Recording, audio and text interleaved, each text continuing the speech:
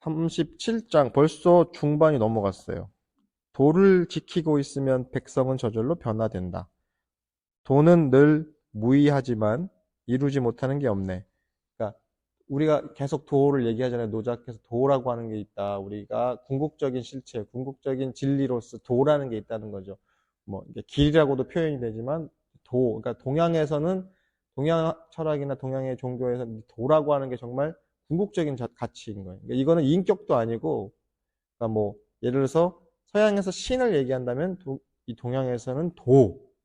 그러니까 오죽하면 도를 아십니까? 뭐 이런 거 길에서 도를 아십니까? 믿습니까? 이런 분들 다니는 게 우리가 흔히 신을 아십니까? 이러지 않아도 동양적 관점에서 도를 아십니까? 하면 뭔가 퉁치기도 좋고 어쨌든 궁극적인 상징이라는 거죠. 그래서 도는 늘 무의하다는 거예요. 하는 게 없어요. 그렇죠? 보이지 않기 때문에 뭘 하는지도 모르고 도의 작용이 있다면 도가 도대체 뭘 하는데 보이지가 않아요. 무의하는 거예요. 근데 이루지 못하는 게 없다는 거예요. 함이 없이 한다는 거예요. 이 도덕경에서 계속 일관되게 주는 메시지 중에 하나가 무의에 대한 얘기를 하는 거예요. 도라는 건 무의하다. 함이 없다. 조작하지 않고 의도가 없다고, 의도. 의도를 내고 우리는 인간은 의도를 갖잖아요. 우리는 어떨 때 그렇죠. 남을 칭찬할 때도 이 의도가 있죠. 사실은 칭찬이지만 그 속에 뼈가 있어. 가시가 있어. 의도가 있으니까. 근데 아이들은 의도가 덜하죠. 기쁠 때 미친 듯이 기뻐하고 슬플 때 하늘이 막 무너진 듯 슬퍼하잖아요. 근데 우리가 점점점 더 의도가 생성된 성인이 됐을 때 어때요? 감정을 누르거나 감정을 반대로 폭발시키거나 과하게. 아이들은 어때요?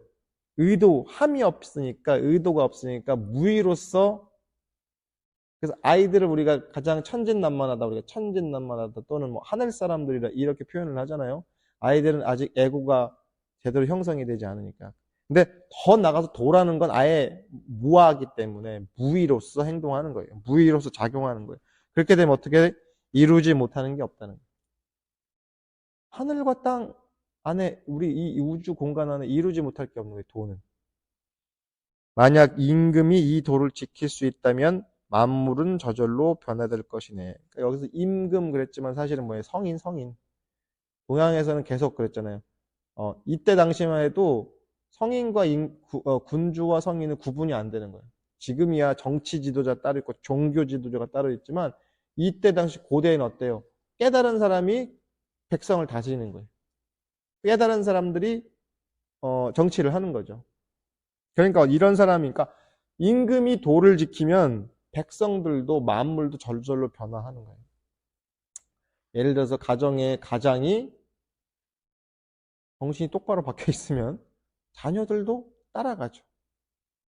반대급부도 많아요. 요즘에 보면은 교권이 침해되고 막 이런 얘기 많이 하잖아요. 그럼 보면은 아이들 문제가 아니에요.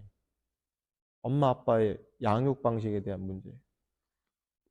오은영 박사님 같은 사람들이 괜히 나오는 게 아니에요. 시대적 흐름이 있어요. 그래서 저도 공부할 때 보면은 아동을 상담할 때는 우선적으로 무조건 부모를 먼저 상담해야 돼요. 부모가 아이들의 거울이거든.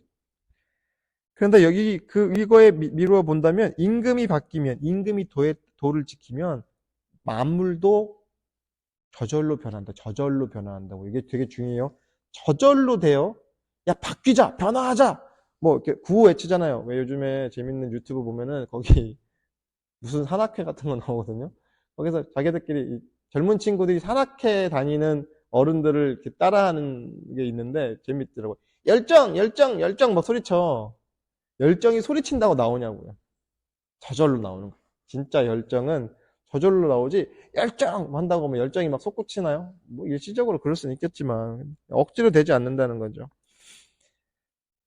변화되는 중에 욕망이 일어난다면 나는 무명의 통나무로 억누를 것이네. 이게 표현이 웃기죠. 무명의 통나무로 억누른대요. 뭐 통나무로 한 대 맞을 것 같고 막 그렇죠. 여기서 변화되는 중에 욕망이 일어난다는 거. 우리는 근데 유교에서도 그렇지만 우리는 욕망을 가지고 있잖아요. 인간이 만물과 다른 것 중에 하나가 하고자 하는 게 있어요. 그러니까 의도가 있어요. 뭔가를 하고 싶어. 이게 긍정적인 방향이든 부정적인 방향이든 우리는 뭔가 계속 마음이 들고 뛰어요. 왜 들고 뛰어요? 뭘 하고 싶으니까. 많이 먹고 싶고, 많이 갖고 싶고, 많이 보고 싶고, 많이 뭐, 뭐, 듣고 싶고, 예. 그러니까 우리 감각기관에서 계속 무언가 많이 원해. 많은 걸 원해요. 쉬고 싶다는 것도 욕망이잖아요. 덜 하고 싶다는 것도 욕망이에요, 사실은.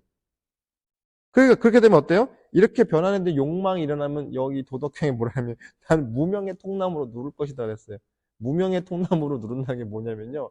무명은 이름이 없다는 거예요. 돈은 이름이 없죠. 돈은 무명이에요. 우리가 뭐 아무개 뭐 개똥아, 쇠똥아 이렇게 부른단 말이에요. 그냥 가상의 이름이잖아요. 예. 그 이름 나오기 전에는 몰라. 그러니까 도라는 건 사실 우리가 도라고 부릅시다라고 했지 사실은 그 이름도 그냥 가상이야. 도라고 하는 게 진짜 원래 뭐 하늘에서 뚝 떨어진 이름이 아니라 그것도 그냥 가상의 이름이에요. 무명. 이름 지어진 바가 없어. 근데 이름 지어지지 않은 통나무로 누른대요. 앞에서도 통나무란 비유가 나왔잖아요. 여기서 말한 통나무가 뭐냐면은 조작되지 않는 그냥 원래 덩어리. 아, 카오스의 상태. 무언가 무언가 분별이 나타나기 전의 상태예요. 그 비유를 통나무로 할게요. 통나무 박자를 쓰거든요. 통나무라고 비유해요. 도덕경에서 나온 통나무는 그래서 뭐냐면 돌을 의미하는 거예요. 비유로서. 그러니까 돌을 여러 가지로 비유를 해보니까 그 이름 중에 하나가 통나무 같아. 돌하는 게 뭐냐면은 이렇게 뚝뚝 잘라놓는 조작되지 않고 그릇도 만들기 전에 수저도 만들기 전에 땔감도 만들기 전에 뭐 총칼도 만들기 전에 그 조작되지 않은 그냥 그 상태. 그래서 나중에 장자에 보면요 이런 게 나와요. 혼돈이라고 한 북해의 그러니까 동서남북의 용왕들이 북해에 있는 그 중앙에 있는 하여간 중앙에 있나 북에 있는 하여간 그 동서남북의 사방의 용왕들이 가운데 사는 바다의 왕인 혼돈을 만나러 갔대요. 혼돈. 이름이 혼돈이야. 벌써 약간 혼돈의 카오스가 느껴지죠? 그 왕의 이름이 혼돈이에요. 혼돈을 갔는데 혼돈은 눈, 귀, 코가 하나도 없대요. 야, 민자야. 그러니까 어때요? 동서남북의 용왕들이 불쌍하다. 혼돈은 눈도 없고 귀도 없고 코도 없으니까 만물을 볼 수도 없고 맡을 수도 없고 맛볼 수도 없고 그러니까 우리가 눈, 귀, 코, 혀를 뚫어주자 해가지고 구멍을 뚫어줬대요. 그때 혼돈이 어떻게 됐냐면 죽었대요. 이 비유거든요. 이 같은 비유예요. 우리가 만물을 인식하는 순간부터 우리의 본성은 죽었다는 비유예요. 이목구비가 생기니까 육군 작용이 생기니까 본래 본성이 죽어버렸대. 그러니까 혼돈은 혼돈 그 자체로 있어야 되는데 갑자기 그러니까 카오스가 코스모스가 돼버리니까 어때요? 그 원래의 타고난 카오스의 상태가 죽어버렸다는 거예요. 그래서 조작적이고 의도가 담긴 이 코스모스의 세계로 갔다. 이런 비유로 장자에 나와요. 오죽하면 이름 자체가 혼돈이에요. 그런 것처럼 욕망이 일어난다면 나는 도로서 누를 것이라는 뜻이에요. 도로서. 우리가 욕망이 일어난다면은 명상할 때 졸리면, 명상할 때 딴 생각이 나면, 명상할 때 무슨 잡념이 일어나고 집에 금두꺼비가 생각나면 어때요? 도로서 누른다고. 도로서 누른다는 건 어떻게? 다시 원래 자리로 돌아온다. 다시 마음을 챙긴다. 다시 단전을 챙긴다. 단전 자리로 들어간다. 이런 비유인 거예요. 그래서 이 무명의 통나무로 억누르면 욕망이 사라지게 될 것이니. 그렇죠. 그럴 때마다 우리가 도에서 어긋날 때마다 다시 원위치로 가는 거예요. 계속 어긋나면 그냥 원위치로 가는 거예요. 삐끗해지면 다시 원위치로 가는 거예요. 계속 수차례 반복하는 거예요. 그래서 남자들은 군대 가면은 0점 조절해요. 총이 잘 맞기 위해서 이 0점 조절이라는 것을 클리크 조절이라 해서 계속 이 초점을 맞추는 거 쉽게 말해서. 그 작업을 계속 해요. 총을 쏠 때마다. 계속 총을 계속 닦고 안에도 총을 계속 다루는 건데 고치고 고친다 아니면 총기를 이제 수입한다 그러거든요. 군대 용어로. 그래서 총을 계속 갈고 닦고 하는 거야. 그리고 0점 조절도 해. 그래서 언제든지 쏠 수 있게. 그 작업을 계속 하는 거예요. 우리가 앉아서 명상을 하는 이유도요. 다른 게 아니에요. 계속 예리하게 벼려놓는 거예요. 칼날이 무뎌지지 않게 제가 며칠 전 식사를 하러 갔는데 좀 약간 이른 시간에 식사를 하러 갔는데 식당에서 그 집이 이제 그러니까 고기도 팔아. 근데 거기 이제 알바생인가 사장인지 모르겠는데 가위를 숫돌에다 막 갈고 있는 거예요. 근데 그 모습이 되게 좋아 보였어요. 막 장사를 하기 직전의 시간에 장사 준비를 하는 거잖아요. 만약에 그렇게 가위를 숫돌에 갈아놓지 않으면 어떻게 되겠어요? 난감하겠죠. 뭐 항의하겠죠. 손님들이 가위 왜 이렇게 무디냐고 안 잘리면. 그러니까 그렇게 벼려놓는 거예요. 언제든지 사용할 수 있게. 우리가 수행을 한다는 거, 명상을 한다는 것도 뭘 대단한 걸 하는 게 아니라 조금 어긋났을 때 다시 원위치에 갖다 놓는 거예요. 조금 어긋났을 때 다시 원위치 하는 거를 무한 반복하는 거지 별다르게 있어가지고 뭐 명상을 해가지고 뿅 해가지고 무슨 체험을 한다? 고기가 잘 썰릴 수는 있겠지. 어느 순간 기분이 좋아서. 근데 벼려놓지 않으면, 갈아놓지 않으면, 갈고 닦지 않으면 아무 의미가 없다는 거죠. 그럴 때마다 무명의 통나무로 다시 눌러야 된다. 원위치를 해야 된다. 마음을 챙겨야 된다. 그렇게 되면 어떻게 돼요? 욕망을 없애고 마음이 고요해지면 세상이 저절로 안정될 것이다. 그렇죠. 당연하겠죠. 내 마음 하나 바뀌면요. 천하 사람들의 마음도 같이 바뀐다고요. 그 혼자서 산에 들어가서 도 닦으면 뭐가 달라지 세상이 바뀌나요? 바뀌어요. 바뀌어요. 적어도 산속에 어진 수행자 한 명이 있으면요. 그 산속에 있는 산짐승, 들짐승도 편안해진다는 거예요. 되게 아름다운 표현인데 제대로 정신이 바뀐 수행자가 동네에 살면요. 그 동네에 근심 걱정이 줄어들겠죠. 그래서 우리가 자리이타한다고 그러는 거예요. 나도 이롭고 남도 이로운 거예요. 이 마음을 닦는 공부가 나만 이로운 게 아니라 내가 했는데 내 주변 사람들도 같이 좋아져야 돼. 근데 나만 이로우면 뭐예요? 이기적인 거죠. 이기적인 거. 근데 어떻게 하면 나만 이롭냐면 욕망에 따라 사는 게 나만 위하는 삶이죠. 근데 우리 그럴 때마다 뭘로 눌러요? 통나무로 눌러, 통나무로. 통나무로 눌러놓으면 엄청나겠네. 비유를 그렇게 했어요. 그래서 무명의 통나무로, 이름 지어지지 않는 통나무로 누른단 말이에요. 누른다. 그게 무슨 의미냐? 마음을 계속 챙기는 거예요. 뭘로? 무명의 통나무로. 요건 대나무지만 그거는 통나무. 이렇게 얘기를 했어요. 이어서 볼까요? 덕이 있는 사람은 덕을 내세우지 않는다. 상덕의 사람은 덕을 내세우지 않으니 이 때문에 도리어 덕을 지니게 되네. 상덕, 좀 높은 덕, 고차원의 덕, 궁극적인 덕을 지닌 사람. 우리가 도덕 얘기하죠. 이 책 이름 자체가 뭐예요? 도덕경이죠. 도와 덕에 대한 경이래요. 그래서 전편은 도경이고 후편은 덕경이래요. 이 도덕 나눠진대요. 근데 도덕은 우리가 전에도 이 얘기를 말씀을 드렸는데 그냥 뭐 윤리 도덕 이런 의미가 아니에요. 원래는 모럴이 아니라 이 좀 더 동양 철학에서 도덕은요 거의 천지에 가까워요. 헤븐 앤 어스 막 약간 그런 고도의 그리고 뭐냐면 엄마 아버지와도 같고 그냥 하나님과도 같은 엄청난 표현이에요. 뭐냐면 하나님이 천지를 창조하시죠. 하나님은 여기서 도구요. 천지를 창조해가지고 인간도 만들고 만물을도 만들고 또 인간이 거기서 사는 것도 보고 기뻐하시기도 하죠. 이게 뭐예요? 덕이에요. 그래서 여기 조금 어려울 수도 있지만 그냥 그런 게 있다는 거예요. 동양 철학의 핵심 개념 중에 뭐가 있냐면 체용론이라는 게 있어요. 체용. 체가 있으면 용이 있대요. 제가 지금 이렇게 앉아 있죠. 그건 체라면 제가 여기 떠들고 있죠. 이건 용이에요. 작용이 있는 거예요. 본체가 있으면 작용이 있다는 거예요. 그렇죠? 그걸 체용이라고 해서 도가 있으면 그래서 뭐가 있어요? 덕이 있는 거예요. 도가 본체면 덕은 작용이야. 그래서 도가 있으니까 만물도 이렇게 생성을 입어요. 우리가 천지팔도 얘기하죠. 원불교에서도. 똑같은 얘기. 천지에 응용무용한 도가 있으니까 우리가 만물이 다 거기에 의지하고 살 수 있다는 거예요. 그래서 그러니까 이 천지는 도라면 천지에서 주는 은혜는 덕이에요. 덕. 저 사람이 덕이 많다 그러는 건 뭐예요? 베푸는 게 많은 거예요. 그게 무형이든 유형이든 베푸는 게 많아. 그 얘기가 나오는 거예요. 그래서 덕이 최상급으로 높은 사람은 어때요? 덕이라 하지 않아도 저절로 덕을 지니는 거예요. 덕을 막 나눠주고, 야, 내가 너한테 덕 베풀었어. 내가 너한테 덕을 줬다. 여기서 말하는 게 무슨 베이징 덕도 아니야. 먹는 덕도 아니고, 보이지도 않아. 근데도 지니고 있다. 하덕. 덕은 있는데 조금 품질이 안 좋아. 하덕의 사람은 덕을 잃지 않으려 하니, 왜? 자기 하덕은 덕은 있어. 근데 이 덕이 있다는 것 때문에 덕을 막 쥐고 안 놓으려고 막 집착해. 그러니까 어떻게 돼요? 오히려 덕을 잃게 돼요. 이해되죠? 어. 왜? 베풀어 놓고 받으려고 하니까. 내가 너한테 덕 베풀었다. 그거 나 잊지 마. 이런 거 있죠. 지난주에도 제가 그 얘기 했잖아요. 그래서 은혜는 돌에 새기고 원수는 무리에다 새기라고. 명심보감인가 어디에 나온 얘기인데.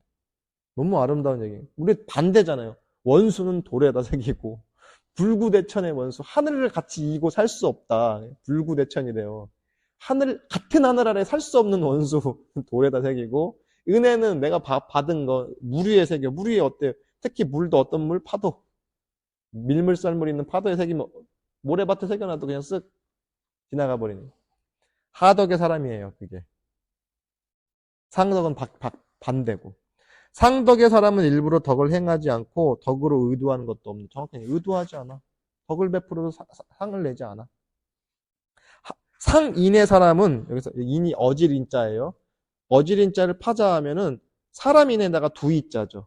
그러니까 인간 관계에선 인이 생기는 거예요. 인이. 혼자 있을 땐 인이라는 게 없어. 근데 우리가 인간 관계를 맺을 때 보면 어질게 상대방 인간 관계를 어질게 가져가는 거예요. 박하게 하는 게 아니라. 그러니까 이제 인이 나와요.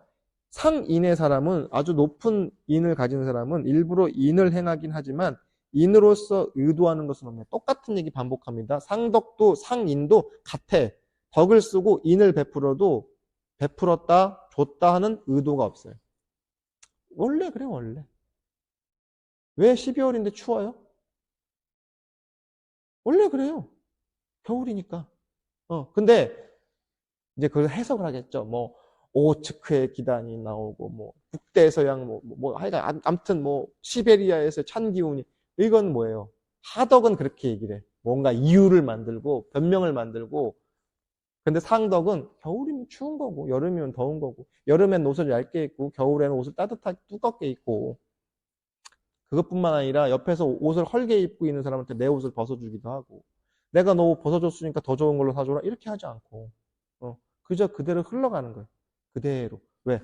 도에 가장 유사한 게 물이잖아요. 물 얘기 많이 하죠. 상선약수 그러잖아요. 상의의 사람은 의롭다. 일부러 의를 행할 뿐 아니라 의로서 의도하는 게 없죠. 똑같아요. 인이예지가 나와요. 여기서 그리고 상예 높은 예를 가진 사람은 일부러 예를 행할 뿐 아니라 아무도 반응하지 않으면 걷어붙이고 사람들을 끌어당겨 예를 행하게 한다네. 조금 까죠. 앞에서 덕까지는 좋게 나왔는데 인, 의, 예 뒤에도 지까지도 나오는데 점점 까요. 왜 그런지 아세요? 인이예진 어디서 어느 종교에서 많이 얘기해요. 원래 도가에선 인이예지 없어요. 유교에서 많이 얘기죠. 유교. 인이예지 뭐 맹자님도 보면 뭐 인이예지는 뭐 사단 칠정론 나오고 막 이런 거 나와요. 어려운 얘기인데 뭐 유교 철학에서는 인이예지 사덕 얘기하고 뭐 이는 뭐 측은지심은 무슨 단 뭐 이게 나와요. 갑자기 생각이 안 나는데 그래서 뭐 되게 어렵게 이 교리적으로 만들거든요. 그러니까 인이예지는 유학의 철학이야. 그래서 기본적으로 유학은 무언가를 열심히 하는 걸 권장해요. 학이 시습지면 불영 여로와 그러니까 배우고 익히면 얼마나 좋니? 너 공부 안 하면 큰일 난다. 이런 얘기야. 공부 안 하면. 예. 배우고 익히면 얼마나 기쁘냐. 기본적으로 막 아주 유학의 기본적인 논어의 첫 문장이기도 하잖아. 학이 시습지면 불영 여로와 배우고 익히니 얼마나 기쁘냐. 그러니까 유교는 무언가 계속 하게 만들어. 왜? 인간은 결함이 있기 때문에 그거를 충족해야 돼. 뭘로? 학으로, 배움으로. 근데 도가는 그렇게 안 본 거예요. 노자는. 원래 우린 타고났어. 도를 타고났어. 원래 가지고 있어. 그런 면에서는 불교랑 좀 통하죠. 원래 우리 불성이 있다 그러거든요. 부처님의 성품이 안에 다 있어. 근데 가려서 안 보이는 거야. 근데 유학은 니들 원래 조금 문제가 있기 때문에 계속 배우고 익혀서 더 발전적인 방향으로 가야 돼요. 기본적으로. 그러니까 학습을 강조하죠. 학습, 배우고 익히는 것. 그러니까 여기 뭐예요? 인이예지는 야 인이예지 그거 도가 으뜸이고 덕이 으뜸이지 인이예지는 결국엔 어떻게 되냐? 마지막에는 얘는 아예 또 배격해요, 얘는. 예절할 때 얘는 노자는 아예 배격을 해. 야, 얘가 뭐냐? 얘를 행한다고 하는 사람들이 보니까 자기 식대로 얘를 행하지 않으면은 팔을 걷어 붙이고 사람들을 끌어당겨서 자기 예를 실행하게 만들더라. 그렇죠? 요게 뭐라고요? 자기의 견해와 주견을 상대방한테 강요하는 거. 대표적인 게 있죠. 우리도 그렇잖아요. 주도 같은 거, 저는 술을 잘 안 하니까, 보니까 주도 같은 거 대강, 술을 따를 때는 오른손으로 따르고, 이런 거 있잖아요. 꺾어 마시고 있죠. 근데, 자기들 동네에서는 강요하는데, 아닌 세대한테도 막 강요한단 말이에요. 젊은 MZ 세대한테도, 너 주도 어디서 배웠어? 그래요. 예절을 강요할수록 세상이 강팍해지는 거예요. 노자의 관점에서는 예의 범절을 강요하는 그걸 중요시하는 세상은 오히려 어긋난 세상이에요. 자연스러움을 잃은 세상이에요. 대대엔찌 뭐라고 해요? 그 동네에서는? 저희 동네는 엎어라 뒤쳐라 했어요. 어렸을 때 대댄찌 이런 거 안 했어요? 단어 기억 안 나요? 동네마다 틀리죠. 불강요해. 우리 동네에서 대댄찌라고 했는데 저 동네에선 엎어라 뒤쳐라 했단 말이에요. 그게 서로가 예의가 다르고 왜 달라? 주견이 다르고 분별이 다르니까 당연히 야, 너 우리 동네에서 이렇게 대댄찌라고 해. 야, 그러니까 어때요? 충돌이라는 거예요. 충돌이. 그러니까 어때? 더 센 놈들이 팔을 걷어붙이고 우리 동네 예절대로 따르게 굴복을 시키는 거죠. 로마에 왔으면 로마 법을 따르라 이런 거죠. 예를 들면. 그래서 얘를 주장하고 실행하는 사람들은 결국에 강요하는 거, 강요. 자기만의 법칙을 상대방한테 강요한다. 그러므로 도를 잃은 후에 덕이 나타났고, 이게 이제 순차적인 거예요. 도가 희미해지니까 덕이 나타났대요. 그러니까 도, 덕은 사실은 도가 더 높은 거고, 이 관점에서는 덕이 다음이에요. 덕을 잃은 후에 인을 중시하게 됐어. 사람과 사람 사이의 관계를 중시하게 됐어. 인이 흐려지고, 인을 잃어버린 후에 뭐가 나타났어요? 의를. 그래서 조폭들이 뭘 강조해? 의리! 그렇죠? 어질물, 인자함을 상실하니까 어때요? 남는 건 의리죠, 의리. 의리를 강조한다는 뭐예요? 의리가 없다는 거예요. 근데 의를 잃어버린 후에 뭘 강조하게 돼요? 예를 강조. 결국은 어때요? 유교에서 핵심 사상 인이해지는 결국 도덕의 미치라는 거예요. 이게 유교를 비판하는 거죠. 야, 니네 인이해지 중요하게 생각하지? 결국은 뭐냐? 도덕이 희미해지니까 니네 인이해지 강조하는 거예요. 어질을 강조하고 의의를 강조하고 그런 거 뭐야? 결국엔 세상이 혼탁해진 거예요. 삼국지 같은 데 보면 어때요? 도원결이 맺죠. 왜 도원결이 맺어요? 배신 때릴까 봐 그런 거 아닙니까? 배신 때릴까 봐 그 일본의 야쿠자 있죠. 그러면 그런 어떤 결의식을 한대요. 이렇게 한대요. 서로 이렇게 그거 보면 엄청 화려하게 해요. 거기 보면은 신단을 차려요. 일본에서 신사 있죠. 거기 신들 이름도 막 적어놔요, 뒤에다. 마치 무슨 그 신사 안에서 하는 것 같아요. 왜 그렇게까지 해요? 배신하면 신이 복수한다고.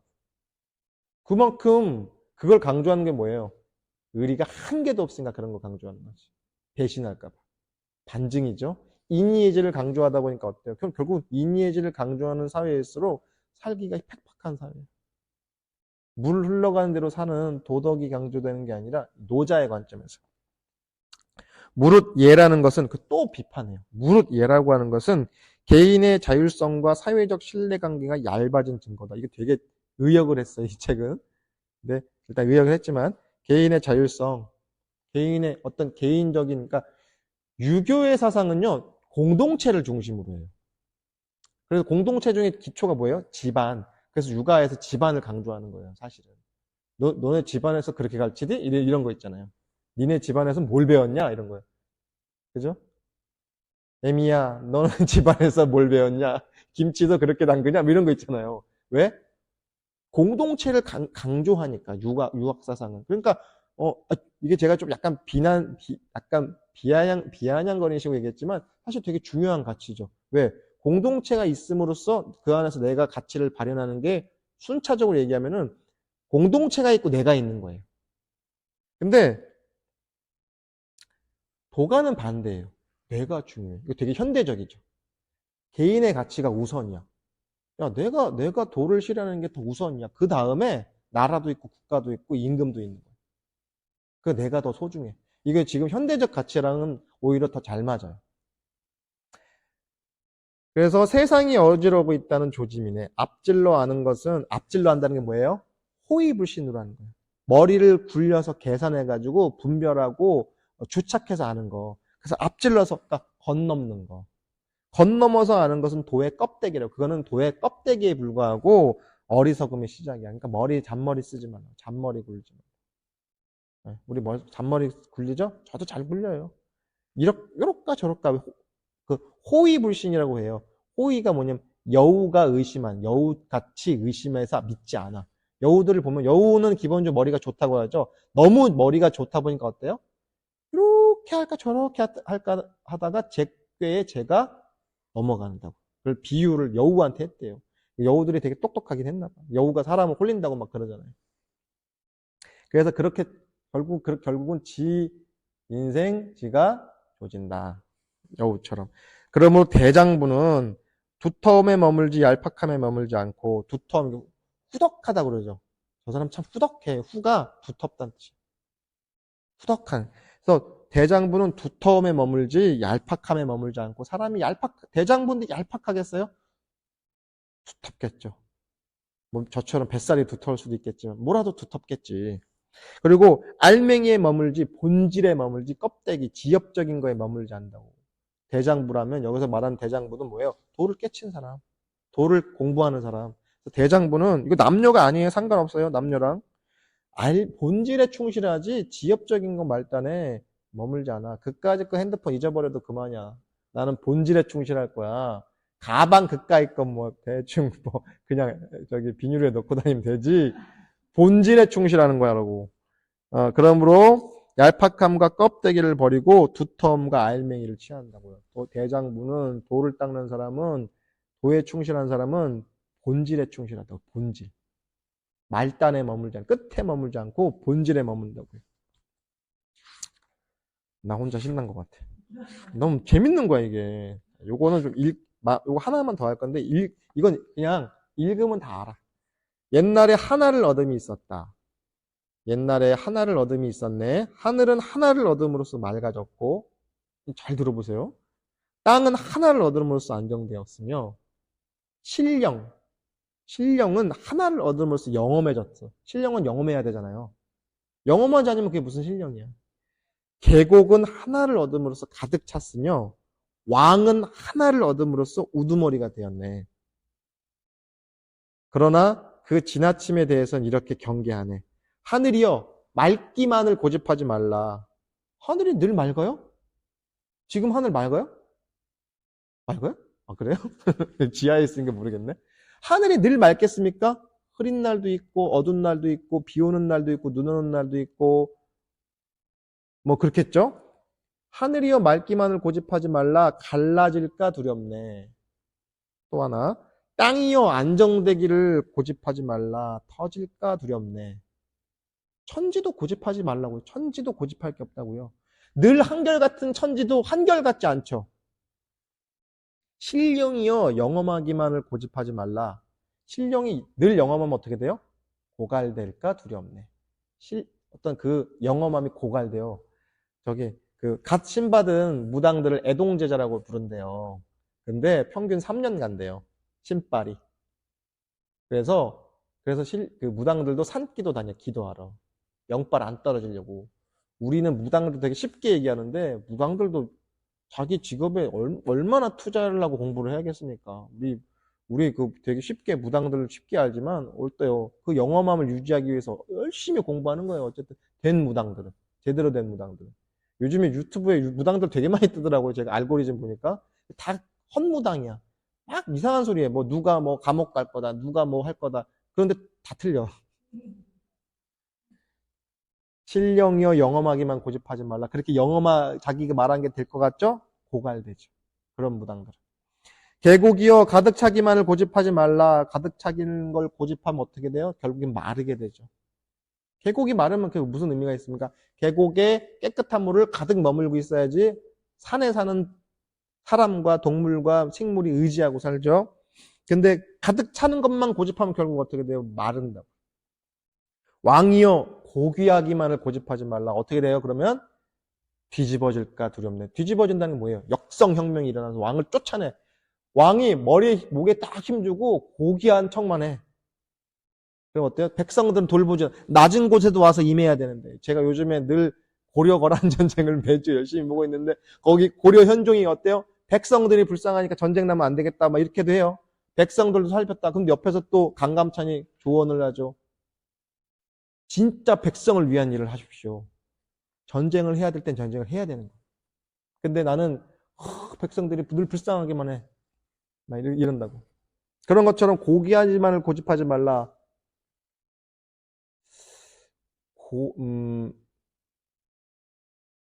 더러운 것도 만질 줄 알아야 돼요. 제가 옛날에 오래된 얘기인데 여자 교무님이 한 분 계셨는데 너무 이쁜 거예요. 제 어린 눈에. 그 교무님 선배 교무님인데 너무 이뻤어요. 이쁘다는 게 그러니까 뭐 외모가 이쁘다는 것도 아니고 참 교무님 같이 이렇게 반듯하고 이렇게 다 깎아놓은 교무라고 하면 성직자라고 하면 저런 분인 것 같아요. 너무 이뻐 보였어요. 근데 어느 날 그 훈련원에서 이렇게 그 훈련을 갔는데 청소 시간이 됐는데 장갑도 안 끼고 변기 청소를 막 하는 거예요. 그 이렇게 수세미로 변기를 막 닦는데 제가 너무 충격을 받았어요. 신선한 충격을 받았어요. 저게 진짜 고귀하구나. 멋있는 옷 입고 목에 힘주는 게 아니라 설교만 하는 게 아니라 장갑도 안 끼고 저게 저의 그 로망이었는데 막 변기를 막 닦는 거예요. 근데 그때 제가 되게 충격받았어요. 저게 진짜 고귀한 모습이구나. 그러니까 어때요? 진짜 고귀하니까 안 뒤집어지죠. 그러므로 반드시 귀해지고 싶다면 처남을 근본으로 삼아야 돼요. 우리 고려 현종은 어린 시절부터 버림을 받고 막 절에서도 자라면서 목숨의 위험도 받고 어때요? 그런 과정을 겪어 나가니까 어때요? 트라우마를 가질 만도 한데 우리 조선 시대로 따지면 세종에 필적하는 훌륭한 명군이 되죠. 반드시 높아지고 싶다면 낮음을 바탕으로 삼아야 된대. 낮아보지 못한 사람은 높아질 수 없어요. 왜냐면 낮아보지 못하고 높아진 사람은 반드시 떨어질 날이 옵니다. 반드시예요. 이 때문에 왕은 자기 자신을 이렇게 말한다네. 고아 있잖아, 고아. 부족한 사람, 덕없는 사람. 우리가 사극 보면 임금들이 자기를 뭐라고 불러요? 과인은 그러죠. 과인은 뭐 윤호하겠노라 이러겠죠. 과인이 뭐냐면 부족하다는 과자예요. 부족한 사람. 그러니까 자기를 되게 낮추는 거예요. 그러니까 임금들도 자기를 부족한 사람이라고 하는데 우리 임금 아니잖아. 얼마나 부족하겠어요. 늘 낮추는 거예요. 일부러라도 과인이라는 표현을 써요. 뭐 예를 들어서 임금이 나라고 하는 걸 안 쓴대요. 나라는 표현 잘 안 쓴대요. 정말 사석에서 표현할 때 나는 이렇게 얘기하지 임금도 그냥 과인은, 짐은 이렇게 표현하는 거예요. 자기를 객관화해서 부르는 거예요. 뭐 이렇게 사극 같은데 그런 거 못 보셨죠? 임금이 나는 이렇게 생각해 이렇게 얘기 안 한다고요. 나를 내세우지 않는 거야. 불경에서 예를 들어서 부처님이 나는 이렇게 생각해 얘기 안 해요. 열애는 표현하죠. 성경에도 아마 비슷하다고 제가 들었어요. 따라서 자주 명예에 이르면 자꾸 명예를 구하면 어떻게 돼요? 명예를 잃어버리는 거예요. 주변에 그런 분 많아요. 저도 저렇게 될까봐 걱정이에요. 마지막 문장이 너무 멋있어서 이것 때문에 읽어드리는 거예요. 옥처럼 빛나고자 하지 말고 돌처럼 투박하도록 해야 하네. 옥처럼 빛나면요. 결국 남의 모자 위에 장식으로 전락합니다. 옥관자라고 해요. 옛날에 그 관자 있죠. 관자가 뭐냐면요. 그 상투를 틀죠. 상투를 틀면은 상투를 이렇게 까만색 그 말총으로 된 걸 이렇게 이마를 가리죠. 그럼 요 상투를 틀어서 끈으로 고정을 해야 돼요. 그럼 여기 사극 같은 데 보면 여기 하얀색 요거 귀 위에 하얀색 붙어 있는 거 봤어요? 그 장식 그걸 관자라고 한대요. 이렇게 감아. 그래서 고정을 해. 머리가 딱 붙게. 그래서 갓 같은 거 쓸 때 안 흔들리게 관자를 이렇게 감아서 고정을 하는데 그 관자가 뭐 예를 들어서 왜 사대부들도 갓 쓰는 사대부들도 이게 층위가 있으니까 뭐 당상관 그러니까 뭐 쉽게 말해서 국가공무원은 옥관자를 썼대요. 옥으로 만든 거를. 되게 좋다는 거지. 귀하다. 근데 예를 들어서 좀 못 사는 사람들은 그냥 뼈 같은 거 갈아서 만들고 막 그랬대요. 동물 뼈 같은 거 갈아서. 그러니까 이게 옥관자는 뭐냐면 되게 좋은 거. 옥관자를 썼다. 뭐예요? 근데 결국은 그 옥 입장에서는 어떻게 돼? 그냥 장식으로 갈려서 쓰이고 마는 거예요. 옥처럼 빛나고자 하지 말고 돌처럼 투박하라. 이 문장이 너무 멋있어서 제가 무릎을 쳤다니까요. 성인이라고 하면은 이 얘기만 할게요. 걔한테 한번 얘기했는데 도인한테 속지 말아야 돼요, 여러분. 도인. 스승한테 속지 말아야 돼요. 스승들 있죠. 스승 호소인들이 있어요. 나 스승 있냐는 분들. 교주, 스승, 마스터, 뭐라 그랬던 그런 사람은 어떻게 해요? 주로 옷도 막 이상하게 막 이렇게 막 빳빳하게 하고 뭐 머리도 막 해가지고 막 기르고 아무튼 그래요. 부채 같은 걸 일단 하나 쥐고 있고 예? 딱 아니에요. 그런 사람들은 무조건 도망다녀야 돼. 스승 아니야. 스승은 천하농판이에요. 농판, 이 전라도 사투리로 바보 같은 사람. 그러니까 평범하다 못해 바보 같은 거야. 제가 지난번에 말씀하신 대로 그 원불교의 지도자를 했던 대산종사님처럼 찢어진 고무신 꼬매매 신고 그 성철 스님 유명했죠? 옷을 계속 헐면은 천을 대가지고 계속 꼬매 입는. 나중에 누더기가 돼가지고 아예 그냥 이게 어디부턴가 옷인지도 모를 정도로 누더기. 그리고 고무신 신고.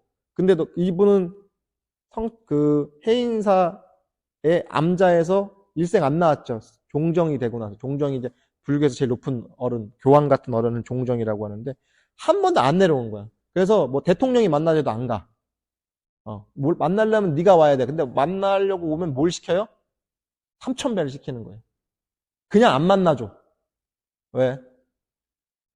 자기가 높아서가 아니라 진짜 그 정도 되면요. 만나서 물어보고 싶은 의문이 풀린대요. 그 정도 하면. 그 깊은 산속까지 찾아와서 심지어 거기서 3,000배를 하고 나면 그래서 그런 분도 있대요. 안 만나도 되겠어요. 상태 스님 안 만나도 문제 해결됐어요.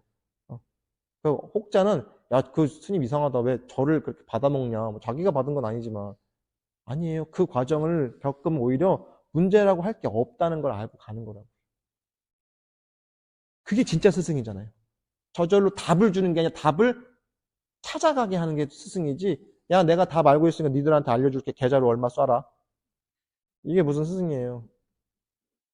그래서 옥처럼 빛나지 말고 돌처럼 투박하게 머무는 스승이 진짜 스승이라고요.